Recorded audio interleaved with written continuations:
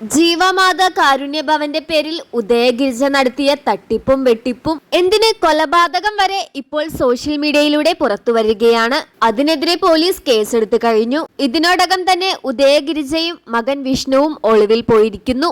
അനാഥാലയം എന്ന പേരിൽ തുടങ്ങിയ ആ സ്ഥാപനം നിർത്തുന്നു എന്ന് പറഞ്ഞ് ഉദയഗിരിജ കഴിഞ്ഞ ദിവസം തന്നെ ശിശുക്ഷേമ വകുപ്പിന് കത്തയച്ചിരുന്നു. പ്രായപൂർത്തിയാകാത്ത അനാമികയെ ഗർഭിണിയാക്കുകയും ഒടുവിൽ വിവാഹം ചെയ്യുകയും ചെയ്തതിന്റെ പേരിലാണ് വിഷ്ണുവിനെതിരെ കേസും വിഷ്ണു ഒളിവിൽ പോയിരിക്കുന്നതും. എല്ലാത്തിനും ഒടുവിൽ നഷ്ടം സംഭവിച്ചത് അനാമികയ്ക്ക് മാത്രം. വെറും 18 വയസ്സ് മാത്രം പ്രായം. സ്വന്തം എന്ന് പറയാൻ ആരുമില്ല. അപ്പോഴായിരുന്നു ഒരു കുടുംബത്തെ കിട്ടിയത്. പക്ഷെ സ്വന്തമായ ഒരു കുഞ്ഞു വന്നപ്പോൾ ആ കുടുംബത്തെയും നഷ്ടപ്പെട്ടു.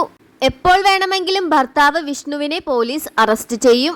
വീണ്ടും ആ പെൺകുട്ടി അനാഥയാകുന്നു. അതിന്റെ അവസ്ഥ മാത്രം ആലോചിക്കുമ്പോഴാണ് സങ്കടമെന്ന് സോഷ്യൽ മീഡിയ പറയുന്നു. 7-ാം മാസമാണ് പ്രസവിച്ചത് എന്ന് സോഷ്യൽ മീഡിയയിൽ വന്ന് പറയുകയും അത് വീഡിയോ ഇട്ട് നാടാകെ വിളമ്പുകയും ചെയ്തു.